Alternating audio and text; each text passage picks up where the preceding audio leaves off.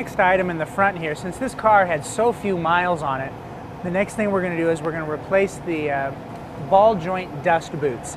It's an uncommon thing to do. Usually ball joints wear out fast enough that it's not really worth messing with these dust boots. But this car has so few miles on it and it's in such good shape, the ball joints were all savable. So Mark is cutting off the old dust boot. It keeps the grease in the ball joint and the dirt out. They got damaged taking the thing apart, and even if they hadn't, you'd want to replace them just because they're 40 years old. So he's bought some universal dust boots, and we don't yet know how well they're going to fit. He's going to clean up the whole area there and see how these guys fit.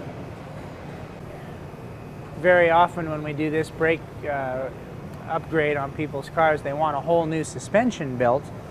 This client isn't interested in that. This car was in really good shape. The suspension doesn't need much. He just wanted the killer brakes to go with his killer motor. Still seems to fit pretty tight at the bottom, so we can go ahead and mount the spindle there. It'll be held in place with the spindle? Yeah, it'll be held in place when we put the spindle on it, so it's a little bit loose now, but it'll work well.